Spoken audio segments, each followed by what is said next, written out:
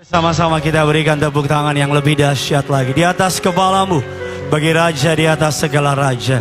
Kami berterima kasih Tuhan, kami berada di bulan terakhir di tahun 2024. Rasanya tepat bahwa kami mengatakan Engkau baik, Engkau sungguh baik. Bukan saja bagiku, tapi bagi jemaat di tempat ini. Engkau yang menuntun kami sepanjang tahun ini. Engkau juga yang akan membawa kami melewati tahun ini. Bersama dengan Yesus, kami akan melihat kebaikan demi kebaikan. Di tengah tantangan ada pertolongan. Di tengah masalah ada mukjizat. Bahkan di tengah kabar buruk, kami percaya ada kabar keselamatan bagi setiap kami. Terima kasih untuk pemakaianmu atas tim pujian penyembahan. Bagi juga hambamu pada pagi hari ini untuk menyampaikan Injil Kerajaan Surga. Agar siapapun yang mendengar firman Tuhan pagi hari ini, baik yang secara onsite ataupun secara online, setiap kami sama-sama diberkati oleh firman Tuhan. Kami menolak, mematahkan, menghancurkan setiap kuasa kegelapan. Setiap roh yang tidak memuliakan nama Yesus, kami patahkan, hancurkan kuasanya di dalam nama Tuhan Yesus. Allah Roh Kudus, Engkau disambut di tengah-tengah kami. Berbicaralah atas setiap kami. Hanya di dalam nama Tuhan kami, Yesus Kristus, kami siap untuk diberkati oleh kebenaran firman Tuhan. Setiap kita yang siap diberkati kebenaran firman Tuhan, Gereja Kerinduanku Church Kelapa Gading, sama-sama dengan bangga kita boleh katakan amin. Kita boleh berikan kemuliaan, tepuk tangan yang luar biasa bagi Tuhan kita.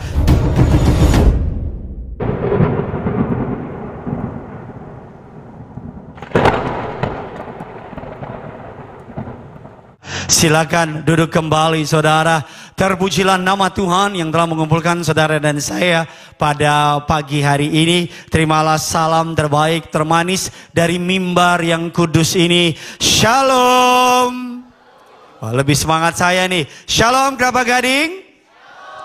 Apa kabar semuanya saudara? Tuhan Yesus itu dahsyat, amin. Ada banyak berkat, ada banyak mukjizat, ada banyak uang saudara. Coba yang bangga dan excited untuk bulan Natal ini bisa lambaikan tangan saudara dulu dong. Kalau saudara nggak keberatan boleh kasih salam kiri kanan saudara. Katakan Natal ini dahsyat dalam hidup kamu, bilang saudara. Haleluya, puji Tuhan. Yuk biar ramai gereja ini, kita kasih tepuk tangan dulu dong yang dahsyat bagi Tuhan kita saudara. Haleluya. Mari sama-sama kita akan belajar seperti judul khotbah pada hari ini. Selama bulan Desember kita akan belajar mengenai Natal saudara, dengan judul besar Why Celebrate Christmas. Dan saya kasih judul yang pertama hari ini adalah Celebrating Christ dalam kurung mas saudara, atau Christnya di dalam. Mari sama-sama kita lihat Lukas 19 ayatnya yang ke-10. Injil Lukas 19 ayatnya yang ke-10. Yuk yang sudah di sana sama-sama dengan saya katakan, saya pasti diberkati. Yuk sama-sama kita baca, jemaat Tuhan daerah Kelapa Gading dan sekitarnya. 3, 2, 1 ya. Sebab, sekali lagi saudara, sebab anak manusia untuk mencari dan menyelamatkan yang hilang. Colek kiri kanan saudara, bilang dia datang untuk kamu, bilang saudara. Amin saudara.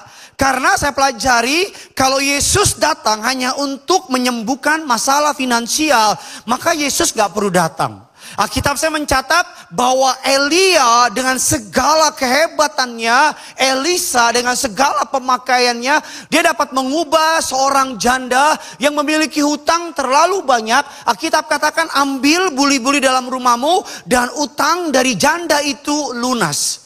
Kalau hanya untuk menyelesaikan masalah finansial, Elisa melakukan pekerjaan jauh lebih hebat.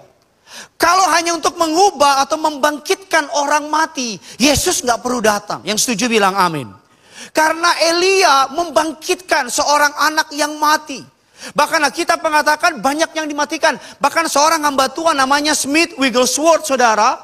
Saudara tahu Smith Wigglesworth? Marganya Simanjuntak. Dia orang Parapat saudara. Smith Wigglesworth membangkitkan menurut yang saya catat saudara kurang lebih 6 orang.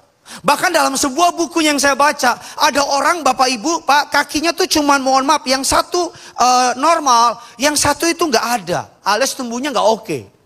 Dia datang, orang itu datang sama Smith Wigglesworth. Dia bilang begini, kakinya didoain. Dia bilang sekarang pergi ke toko sepatu. Ngapain di situ? Ya nggak tahu ngapain, terserah. Ngapain di situ? Beli sepatu. Dan ketika datang, Pak Bu, ini kisah nyata, baca aja Smith Wigglesworth saudara. Jangan tulis Simanjuntak karena bukan Markis Simanjuntak. Dia datang ke sana, Pak Bu, menurut buku yang saya baca, yang punya toko sepatu bilang sama dia, ini sepatu kirinya. Dia bilang, no, dua sepatunya. Yang satu dipakai, dan ketika mau pakai yang kanan, dalam kesaksiannya, kakinya itu numbuh. Ya karena ini pagi-pagi kasih tepuk tangan, mantap nih saudara nih. Memang sih kalau kurang tidur, memang otak kurang nyambung memang kalau kurang tidur. Ya kan tenang, THR-mu dijamin oleh surga. Kok aminin kurang semangat gitu sih saudara sih. Kalau cuman bangkitin orang mati, Elia nggak perlu hadir. Kalau cuman mengubah keadaanmu menjadi lebih baik, Musa melakukan pekerjaan yang dahsyat. Saudara, Alkitab mengatakan Musa, kalau Yesus mengubah air menjadi anggur, Musa mengubah air menjadi darah. Lebih hebat lagi. Tapi ada satu hal yang para nabi nggak bisa lakukan. Ada satu hal yang seluruh orang di muka bumi nggak bisa lakukan. Yaitu apa, Pak Pendeta? Menyelamatkan yang terhilang. Mengampuni dosa saudara. Membukakan pintu surga untuk saudara dan saya. That's why Natal, saudara, harus menjadi pusat perayaan dari Natal adalah bukan Santa Claus. Pusat perayaan dari Natal bahkan bukan pohon Natal. Saya nggak bosan-bosan bilang dalam khotbah saya bahwa Natal nggak ada urusannya sama pohon Natal. Natal nggak ada urusannya sama Santa Claus. Cari di Alkitab. Kalau ada ayat tentang Santa Claus, saya kasih setiap orang 5 juta. Nggak ada. Kalau perlu biar lebih heboh lagi 1 miliar. Uang siapa? Nggak tahu. Nggak ada di Alkitab ayat yang nulis Santa Claus. Tapi survei terbaru di Amerika, anak-anak kecil kalau dibicara soal Natal, yang pertama muncul di otaknya ada Santa Claus. Yang pertama muncul di otaknya, ibu-ibu yang muncul pertama kali di otaknya adalah Black Friday. Diskon besar-besaran. Tapi saya percaya jemaat kerinduanku Kelapa Gading, yang muncul di otaknya adalah Tuhan Yesus. Walaupun gue gak yakin. Alkitab bilang, anak manusia datang untuk mencari, menyelamatkan yang hilang. Karena nature manusia adalah kita tuh gampang banget terpisah sama Bapa. Betul apa betul?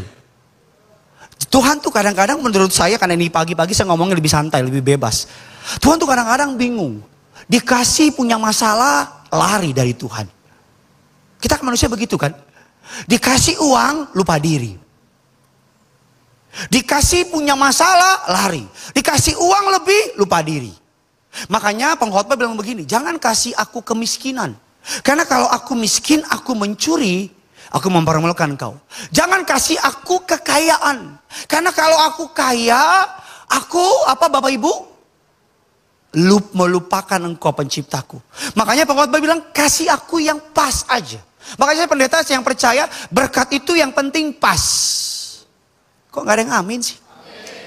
Pas mau beli mobil, pas ada uangnya. Amin. Saya berdoa, pas saudara mau keluar negeri, pas ada diskonnya. Amin saudara. Jangan lupa oleh-oleh.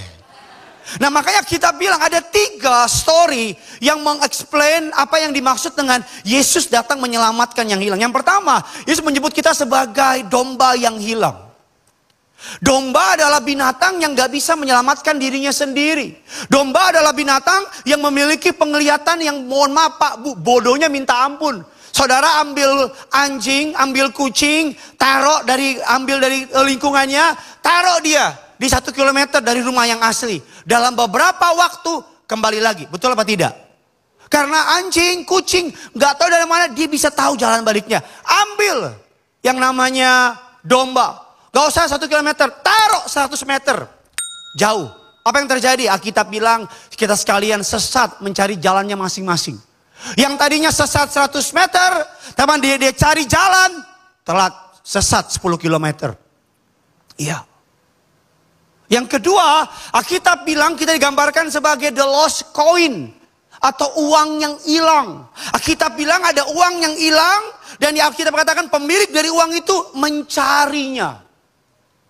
Yang ketiga, Alkitab bilang kita anak yang hilang. Anak yang hilang. Nah, makanya kita akan belajar pada hari ini, Pak Bu. Bagaimana untuk saudara dan saya tidak melewatkan Yesus di tengah-tengah Natal ini. Agar saudara dan saya harus mengarahkan pandanganmu Natal ini tentang Yesus. Natal tentang Yesus. Sama-sama bilang sama saya, Natal. Lebih semangat, Natal tentang Yesus. Amin. Natal tentang Yesus. Karena kalau alasannya benar, kalau hatinya benar, maka berkatnya pasti turun sama saudara. Amin saudara. Yuk kita kasih tepuk tangan yang lebih dahsyat lagi bagi Tuhan kita. Mari kita akan melihat siapa tokoh di Alkitab yang melewatkan Natal. Di saat Natal datang dengan luar biasa dalam kisah hidup mereka. Yang pertama adalah mari kita lihat Matius 2 ayatnya yang ketiga. Matius 2 ayatnya yang ketiga. Sama-sama kita baca. 3, 2, 1, ya. Ketika sama-sama bilang sama saya, terkejutlah ia. Kita bilang yang pertama tokoh di Alkitab yang melewatkan Natal ada kesempatan. Raja segala raja. Pak, Bu, Bapak Ibu senang gak kalau rumahmu kedatangan raja segala raja? Bapak Ibu senang gak kalau rumahmu kedatangan orang yang paling berkuasa? Dekat rumah saya ada LRT. Nggak nanya, saya kasih tahu. LRT-nya diresmikan sama presiden sebelumnya, Presiden Jokowi. Pak Presiden datang jam 9, Pak Bu, dari subuh, dari malam, udah banyak itu jalanan dibersihin. Bahkan jalanan rumah saya yang tadinya hancur, tiba-tiba diaspal. Kenapa? Seluruh warga antri, karena happy. Presiden datang, berharap bisa foto. Untuk apa? Upload di Instagram.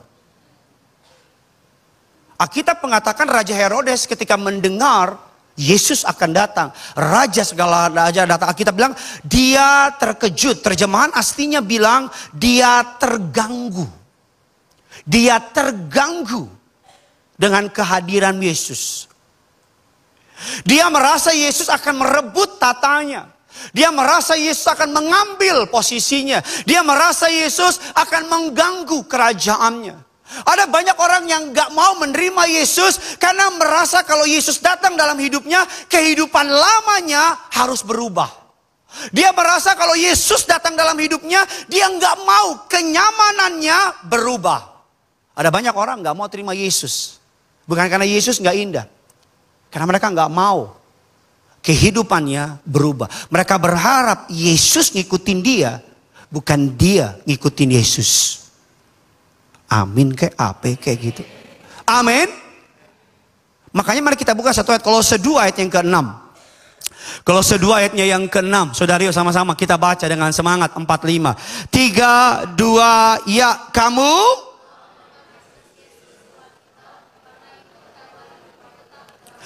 Kamu telah menerima Kristus Yesus Tuhan kita. Karena itu kata Alkitab, hendaklah hidupmu tetap di dalam dia. Secara gramatikal, secara bahasa ayat ini salah. Kenapa? Karena kalau menerima Kristus berarti Kristus di bawah kita. Yang ngerti bilang amin dulu. Kalau saya dikasih barang ini, harusnya ayat ini saya telah menerima Kristus. Karena itu hendaklah Kristus di dalam saya. Karena ayat artinya saya yang memiliki. Betul apa tidak? Tapi menerima Yesus dengan menerima barang dua hal yang berbeda. Saya ulang lagi. Menerima Yesus dengan menerima barang nggak sama. Kalau menerima barang, barang itu saya terima dan barang itu di bawah kekuasaan saya. Amin. Tetapi kalau menerima Yesus, Yesus saya terima, bukan Yesus di bawah kekuasaan saya, tapi saya di bawah kekuasaan Yesus. Yang ngerti bilang amin dulu. Pak, Bu, that's why kenapa banyak orang ketika menerima Yesus, mereka nggak sinkron sama Yesus. Kenapa? Karena mereka pikir Yesus yang harus ikutin dia. Padahal faktanya kita yang harus ikuti Yesus. Herodes, raja yang berkuasa di tempat itu, dia melewatkan. Banyak orang Kristen hanya menerima Yesus di luar. Yesus sampai di era ini ya, jangan masuk terlalu dalam. Jangan atur saya harus ngampunin papa saya. No. Terlalu sakit perbuatannya. Jangan atur saya untuk bagaimana saya mempergunakan uang saya. No. Pokoknya hak Tuhan aku kasih tiap bulan. Bahkan ada banyak orang yang menerima Yesus, Yesus ditaruh di lantai atas. Kapan aku panggil, kamu turun ya. Itu bukan Yesus. Itu ART. Makanya ada banyak orang Kristen seperti kado kosong di bawah pohon Natal. Saya nggak tahu gimana rumahmu, tapi di rumah saya pohon Natal bawahnya ada kado. Isinya nggak ada. Dari ketawa mirip hidup kita berarti. Ya kan? Pohon Natal, dalamnya, bawahnya ada kado, banyak kan gede-gede. Apa isinya? Kosong. Banyak orang Kristen, maaf ya jangan marah sama saya. Di luar, kertas kado. Keren. Pita-pita, keren. Warna-warni, keren. Gede lagi, gede. Pas diangkat, kosong. Pas dibuka, kosong. Ini kayak kosong gereja ini. Halo. Makanya mohon maaf, jangan jadi kertas kado. Jangan jadi kado di bawah pohon Natal. Yang keluarannya cantik, dalamnya gak ada isi. Saya berdoa saudara luarnya cantik, dalamnya lebih cantik lagi. Oh, tepuk tangan karena baru gajian kayak saudara ya. Herodes melewatkan Yesus. Makanya kalau saya pernah bilang sama saudara, menerima Yesus bukan seperti batu yang ditaruh di dalam air. Batu di dalam air dalam batu enggak? Memang kalau pagi-pagi susah mikir memang. Batu, banyak orang Kristen batu. Ambil air, taruh batu di dalam. Dari luar kelihatannya batu di dalam air. Tapi air dalam batu enggak? Belum tentu. Menerima Yesus seperti mengambil kapas dan menaruh di dalam air. Air di dalam kapas enggak? Dalam kapas ada air enggak? Menjadi satu. Makanya ketika Paulus bilang kamu telah menerima Kristus Tuhan, hendaklah hidupmu ada di depan. Hendaklah hidupmu apa? Tetap. Jangan dihilangin, jangan dikorupsi kata Alkitab. Jangan dikorupsi. Hendaklah hidupmu apa? Tetap di dalam Dia. Herodes secara kenegaraan menyambut. Dia menyambut, dia bilang, oh di mana raja itu? Kalau ada alamatnya, Sherlock dong. Gue akan datang menyembah dia. Betul apa tidak? Tapi Alkitab saya mencatat, dan Alkitab sudah mencatat, bahwa sesungguhnya dia mencari momen untuk membunuh dia. Herodes melewatkan Yesus. Saya berdoa, saudara gak melewatkan Yesus. Amin. Berikutnya yang kedua, siapa yang melewatkan Yesus? Pemilik penginapan. Bisnis lagi bagus-bagusnya Pak. Hotel penuh, sold out. Tingkat okupasi bukan lagi 100%, 200%. Penuh, sangat penuh. Bisnis lagi bagus, uang lancar, duit kencang. Semua happy. Tapi terkadang dalam hidup ini ketika kita mengalami keadaan yang paling baik dalam hidup kita mudah melupakan Yesus. Pemilik penginapan, Alkitab mengatakan mereka melewatkan kesempatan yang paling besar dalam hidup mereka. Yaitu apa? Raja segala raja tinggal di pemilik penginapan tersebut.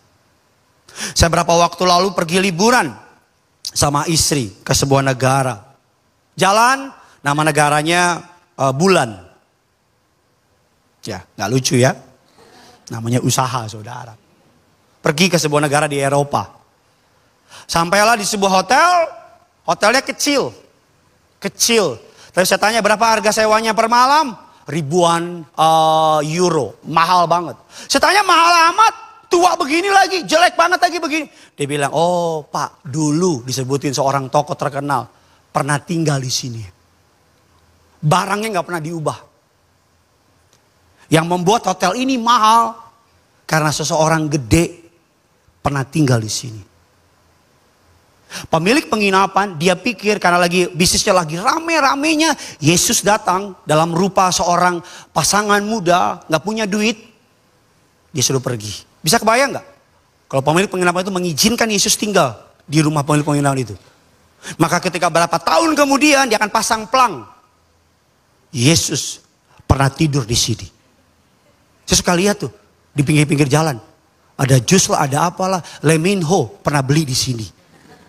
Suka lihat tuh Iron Man dagangnya di sini. Segala Superman beli nanas di sini. Dekat rumah saya ada jualan nanas, ada gambar Superman kalau beli nanas di sini. Saya tanya kapan datang dia? Saya mau ajak jadi tim kalau hari Minggu jadwal biar dia yang terbang. Kadang-kadang dalam hidup ini iblis berkat bisa jadi masalah. Berkat bisa jadi apa? Tergantung hati kamu. Kekayaan bisa jadi membuat kamu jauh dari Tuhan. Promosi bisa bikin kamu ngelupain Tuhan. Pasangan bisa bikin kamu ngelupain Tuhan. Anak bisa bikin kamu ngelupain Tuhan. Masa tenang bisa bikin kamu melupakan Tuhan. Bahkan jemaat yang diam kayak gini bisa bikin saya melupakan ini ibadah hari ini.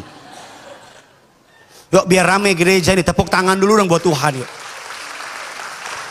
Pemilik Gading gak berubah-berubah. Pemilik penginapan melewatkan momen. Yang ulang tahun Yesus. Saya bisa kebayang gak? Saudara ulang tahun. Orang undang saudara ke ulang tahunnya. Ulang tahun saudara. Gue bikin pesta buat lo. Gede-gedean. Kita happy gak? Tapi sampai dia tempat acara. Kita gak diajak ngomong. Mereka yang ngundang kita sibuk sama tamunya. Padahal undangannya perayaan ulang tahun Gideon. Gideonnya datang, nggak diworo, dicuekin. Itu yang terjadi dengan Natal di zaman modern era. Kita bikin gede-gede Natal, bahkan mohon maaf banyak gereja tanpa harus menghakimi, membuat acara Natal gede-gedean. Tapi Yesus nggak ada di sana. Yang mau saya bilang sama saudara adalah Natal ulang tahunnya Yesus. Natal tentang Yesus. Jadi kalau Yesus datang ketika pesta itu dimulai, ketika Yesus datang, maka yang harus kita lakukan apa? Oke, kita perjamuan yuk. Maka yang harus kita lakukan adalah menyambut dia. Pemilik penginapan melewati.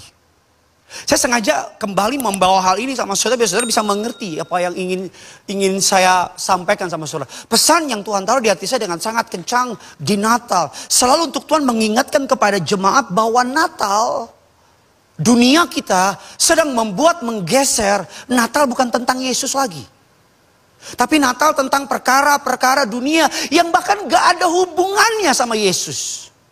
Sehingga tanpa kita sadari yang namanya Natal identik di dunia barat sana dengan yang namanya pesta, mabok-mabokan. Betul apa tidak?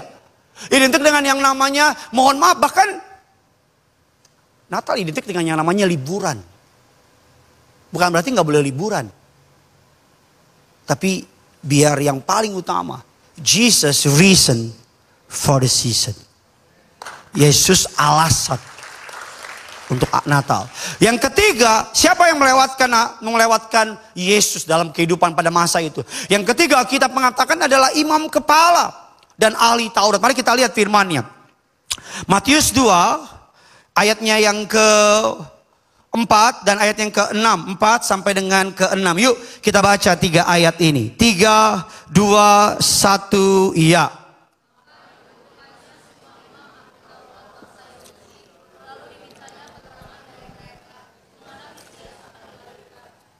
Ayat yang ke-6, mereka berkata kepadanya, di mana? Di tanah. Karena demikian ada. Ayatnya yang ke-6, kasih keras suaramu dan engkau.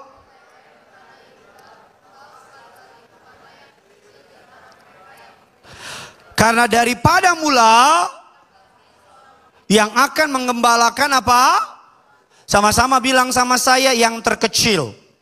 Sama-sama bilang sama saya, dipilih oleh Tuhan.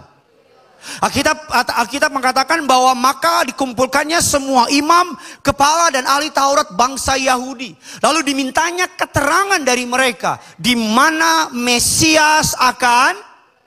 Dan Alkitab mencatat mereka tahu dengan sangat tegas bahwa mereka akan dilahirkan di Bethlehem, di tanah Yudea. Mereka tahu persis tempatnya, lokasinya. Ayat yang baru kita baca, saudara, Nabi Mika 700 tahun yang lalu telah menggambarkan bahwa akan ada di sebuah tempat di daerah Yudea, tempatnya di Bethlehem, raja segala raja akan lahir ke dunia. Yang ngerti bilang amin dulu.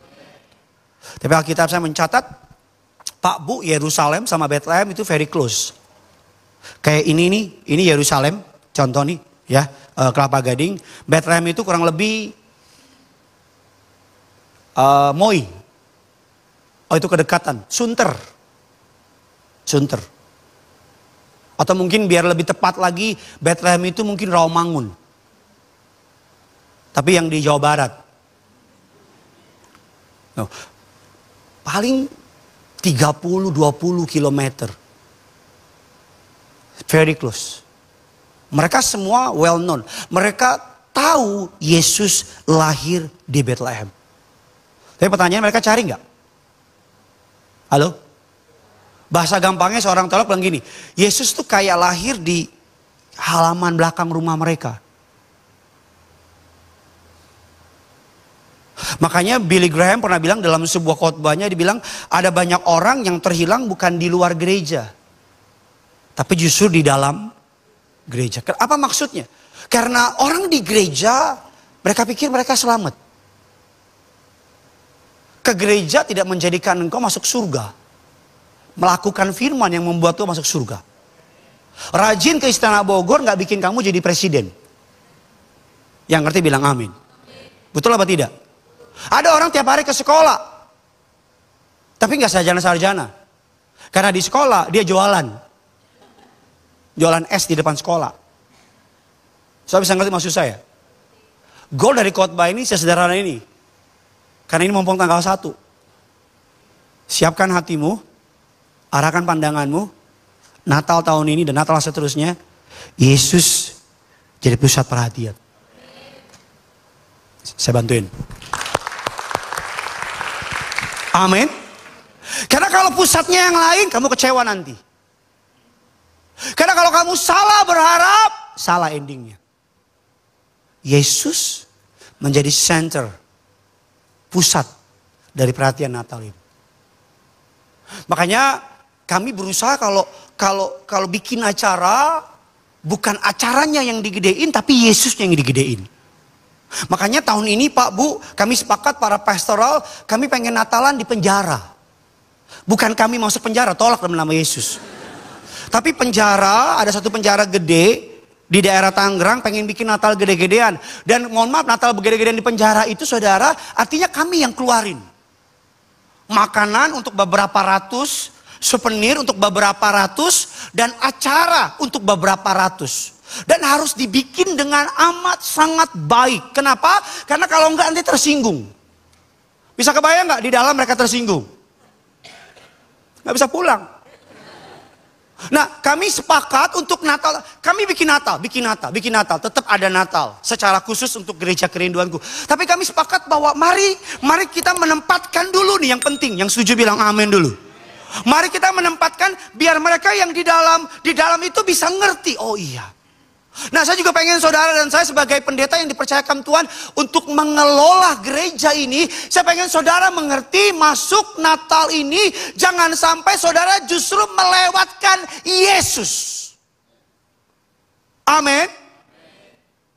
Jangan sampai. Lagu-lagu yang dinaikkan di gereja ini harus Yesus.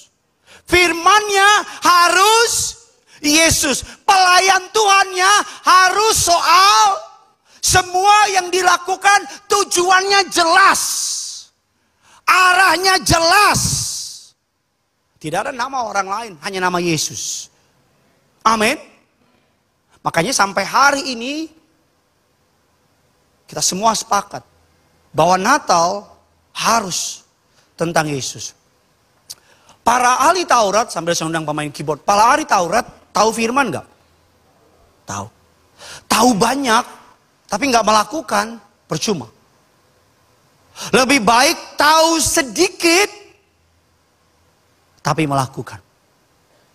Pertanyaan saya, lebih banyak tahu mana? Para ahli Taurat atau para imam orang-orang Majus? Taurat. Lebih dekat mana? Ahli Taurat atau para imam Majus kepada Yesus? Siapa yang cari Yesus? Ahli Taurat atau orang Majus? Alkitab mencatat, teolog sepakat, orang Majus berjalan kurang lebih hampir 3 tahun. Paling minim setahun. Kita ambil tengahnya aja deh. Lo boleh cek di toko sebelah, ada yang lebih murah dari gua. 1,5 tahun. Paling gampang. Kenapa 3 tahun? Karena mereka hanya bisa berjalan di malam. Karena bintang muncul di, kalau siang, diskon. Matahari. Alkitab bilang dia jarak ribuan kilometer dari Irak, Mesopotamia menuju. Waktu itu belum ada busway. Waktu itu belum ada Gojek. Belum ada tuh. Maka orang Majus WA. Sudah titik lokasi ya? Nanti kasih bintang ya? No. Tapi kita saya mencatat bahwa mereka datang mencari. Ancamannya nggak main-main. Begal, perampok. Karena mereka orang kaya Pak Bu. Mereka bawa apa? Alkitab bilang? Emas, kemenyan, mur. Dan rombongan mereka bisa jadi could be besar. Karena mereka adalah para bangsawan.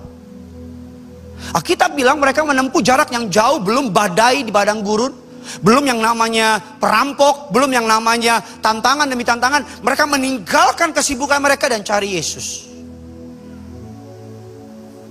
Ahli Taurat, imam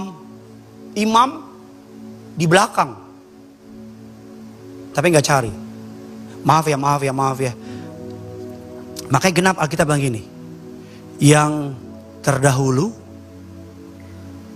akan jadi yang terbelakang. Maka kita bilang gini, banyak yang terdiam, terbengong, terpanggil, tapi sedikit yang terpilih. Makanya kita bilang nanti akan datang dari timur, orang-orang datang duduk makan bareng sama Abraham. Apa maksud dari perkataan saya? Sederhana begini. Makanya ada banyak orang nanti yang dari luar yang cari kebenaran akan diizinkan bertemu dengan raja segala raja. Mereka melewati harga yang mahal. Tapi kita yang dalam kandungan di USG udah ada Alkitab, justru melewatkan itu. Halo? Makanya gak heran nanti kita akan ketemu orang-orang kalau kita tanya namanya siapa? Loh, kok namanya bukan kayak orang Kristen? Oh iya, dulu saya Bani Kedar. Apa itu Bani Kedar? Kalau ketemu orang Kedar. Wah, semakin lo diem gue ngasal aja, bodo amat lah.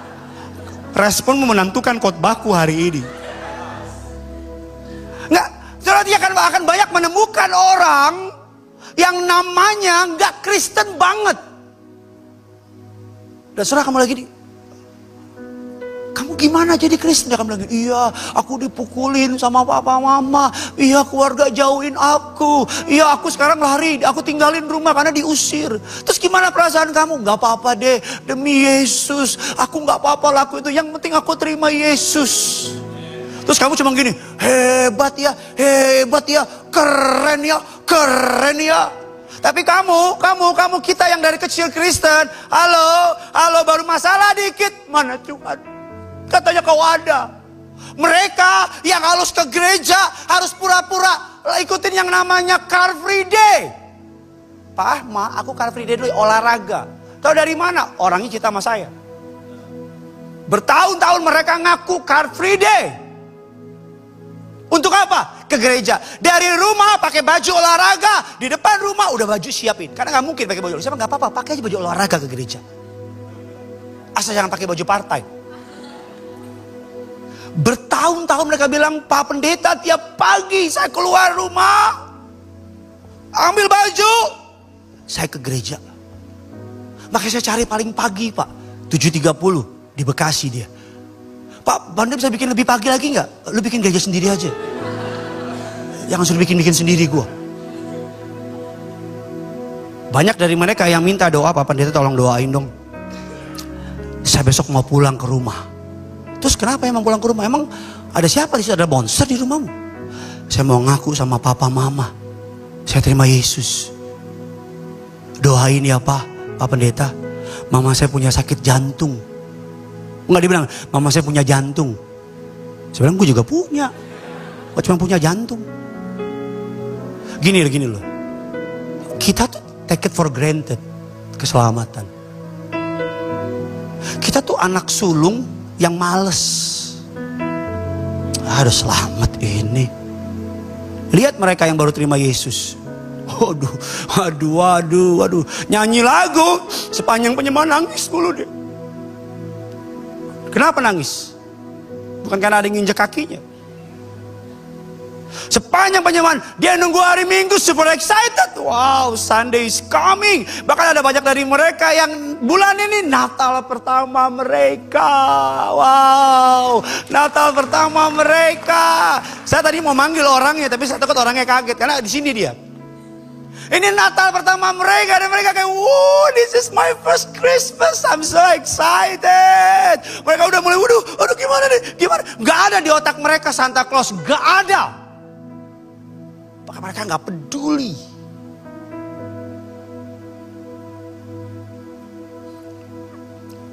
Si sulung terhilang di rumah bapaknya. Si bungsu terhilang di luar. Kabar buruknya dua-duanya terhilang. Tapi puji Tuhan bapaknya penuh kasih. Anak manusia datang untuk menyelamatkan yang terhilang. Itu kata Alkitab.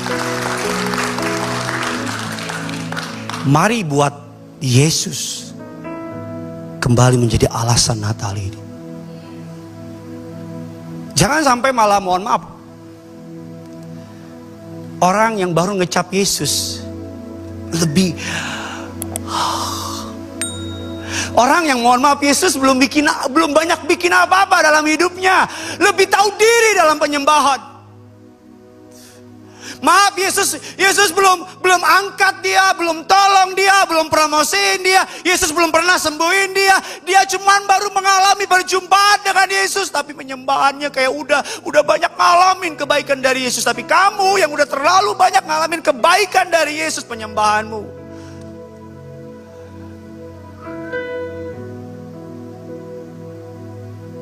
Bahasa saya segampang, gak tahu diri kamu. Gak tahu diri kamu. Ahli Taurat, they know. Hafal Alkitab, hafal. Di mana tuh? Bethlehem datang. Oh, di kitab Talmud sebelah kanan urutan kedua. Hafal. Cari gak? Gak. Kalau saudara, sebagai hamba Tuhan, kalau saya boleh pesan sama saudara, pulang atau nanti kita penyembahan, ask God. Bukan minta kado, kan lucu yang ulang tahun Yesus kita yang minta kado. Bukan berarti nggak boleh, boleh. Saya pun juga minta kado. Tapi Tuhan, this is my life God, ini hidupku. Kalau ada hal baik dalam hidupku yang bisa kamu pakai untuk kemuliaan-Mu, pakai. Kalau ada hal baik dalam hidupku, itu doa saya. Kalau ada hal baik dalam hidup saya, kalau ada yang baik dalam hidup saya yang bisa Tuhan pakai. Kalau jempol ini bisa memuliakanmu, pakai. Kalau karunia berkata-kata yang Tuhan kasih bisa kau pakai untuk memuliakanmu, use me. Use it God. Pakai. Halo. Amin. Kenapa sih kita merayakan Natal? Sesederhana karena Tuhan mengubah. Yesus merubah amarah Bapa menjadi kemurahan Bapa. God's anger turns into God's mercy. Amarah Bapa diubah menjadi belas kasihan Bapa. Dia berbelas kasihan bukan karena engkau baik, bukan karena engkau rajin menabung, suka menolong, namamu Budi. Apa sih yang amazing about Christmas? No. Yang amazing about Christmas bukan dekornya. Yang amazing about Christmas bukan diskonnya. Yang dahsyat tentang Natal adalah amarah Bapa. Kita mengatakan ketika Yunus naik ke dalam kapal itu terjadilah badai yang begitu hebat. Badai adalah gambaran dari amarah Bapa. Badai adalah gambaran dari dosa manusia. Badai adalah gambaran dari rusaknya dunia. Badai itu menghantam kapal itu. Alkitab bilang Yunus dilempar ke dalam laut. Dan ketika Yunus dilempar ke dalam laut, Alkitab katakan apa? Bos, kitabnya sama kan? Badai itu menjadi apa? Reda. Yunus adalah gambaran dari Yesus di perjanjian lama. Amarah Bapa tenang. Kayak saya punya anak, lagi marah saya. Anak saya cuma peluk saya. Papa jangan marah dong.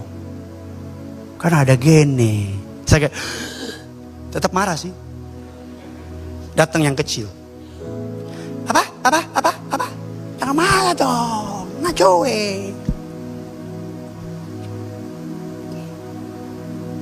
Bukan karena orang itu baik, no.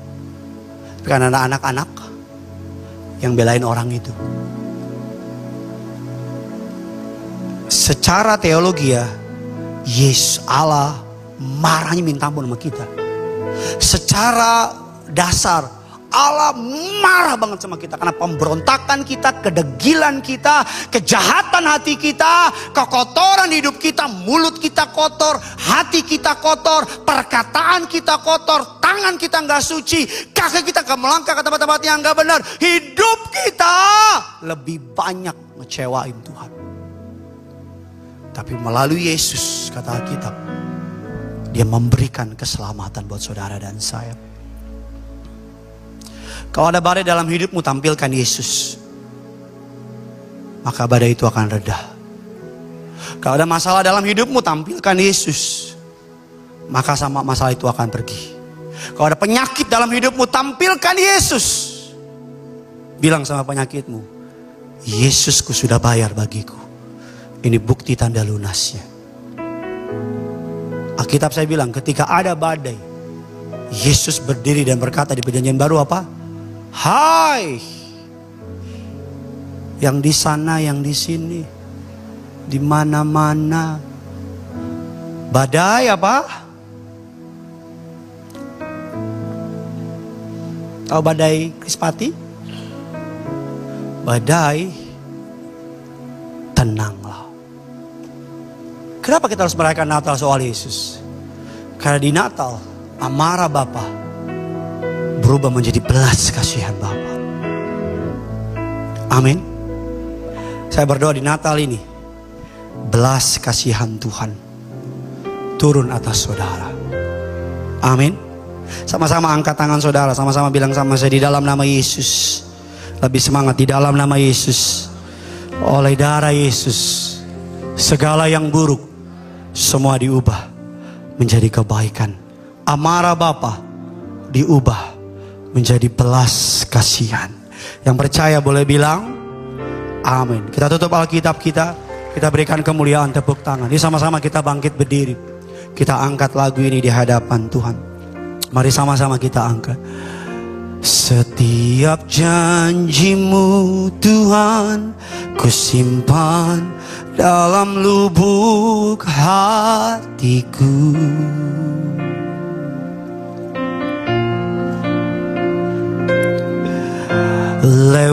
melewati setiap masalah, tiap tetes air mata dalam hidupku.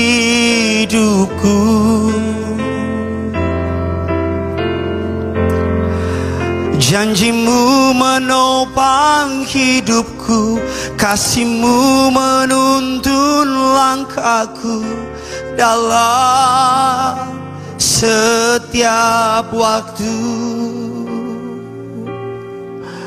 Penolongku yang aku percaya.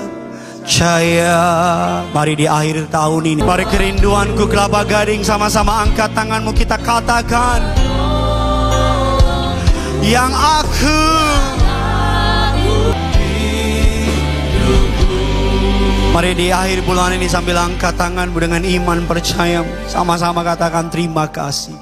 Terima kasih buat kasih setiamu. Bilang sama dia, penyertaanmu sempurna, janjimu tak pernah terlambat menolongku. Pagi ini kami bisa naikkan syukur sama Engkau Tuhan. Terima kasih, ku berterima buat kasih setiamu.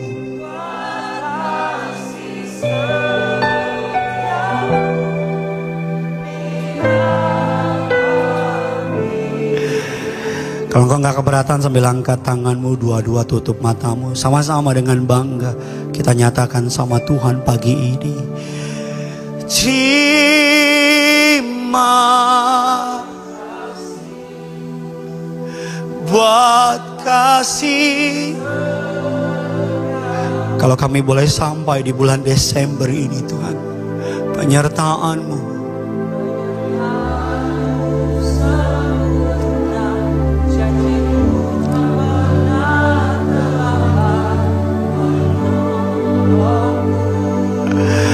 kami naikkan syukur kepadamu pagi ini Bapa. Terima kasih, ku berterima kasih buat kasih setiamu.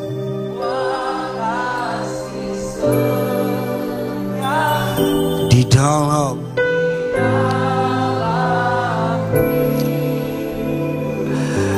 masing-masing menaikkan syukurnya sama Tuhan. Gak perlu kiri kanan dengar, hanya Engkau sama Tuhan.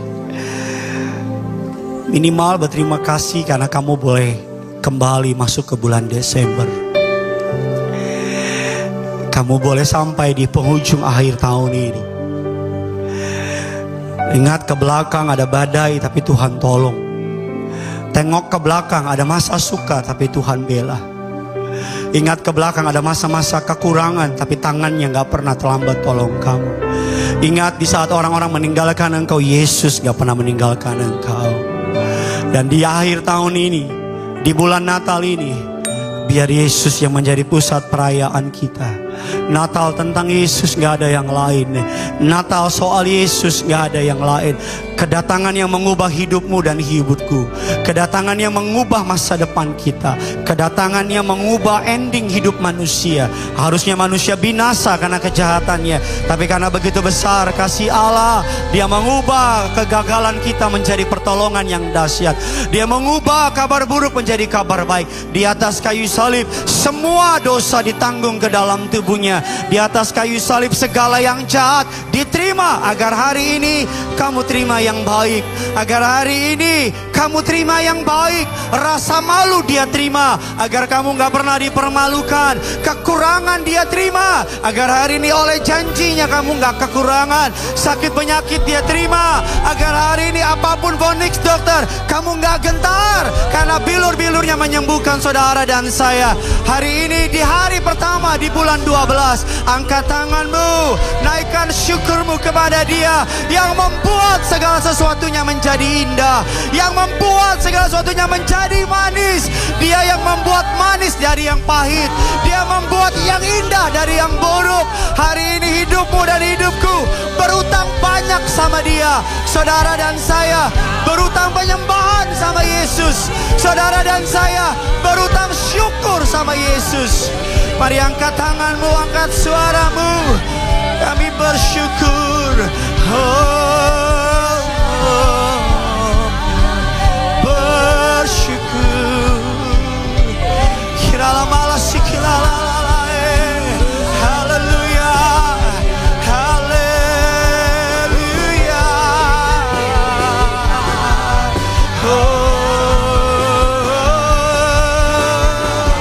Kirala malas sikilala.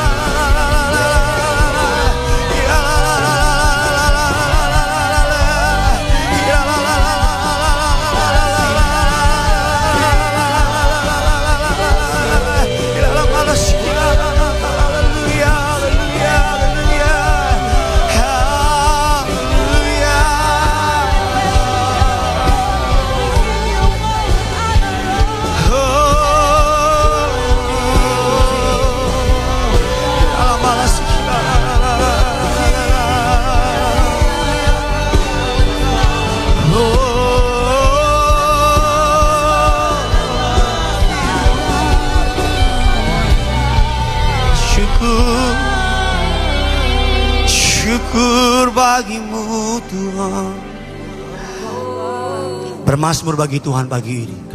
Bermazmur. Lagu-lagu yang baru. Kalau Dia tolong engkau, bilang Kaulah penolongku Tuhan. Kalau Dia bela engkau, bilang Kaulah pembelaku. Di tengah enggak ada yang bela aku. Kalau Dia yang menyediakan makanan dalam meja makan, katakan Engkaulah yang menyediakannya bagiku Tuhan. Kalau Dia yang ada dalam hidupmu, katakan Engkau setia. Ayo, ayo, ayo. Apapun yang sedang Dia lakukan dalam hidupmu, nyatakan, deklarasikan kepada Dia. Agungkan Dia, agungkan Dia. Sematkan karakter-karakter Allah dalam hidupmu. Sematkan kepadanya. Kalau bagi saya Dia setia. That's why saya mengatakan Kau setia Tuhan. Kau setia.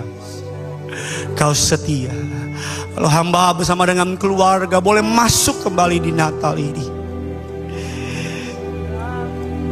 Kalau tahun lalu Natal begitu mengerikan bagi kami, tapi hari ini kami tahu Kau akan membuat indah bagi kami. Ayo beberapa saat ke depan doa sama Tuhan, agar engkau bukan hanya seperti bungkus kado di bawah pohon Natal yang indah di luar, tapi kosong di dalam. Tapi engkau benar-benar indah di luar dan di dalam. Ajar kami memandang keindahan-Mu Tuhan.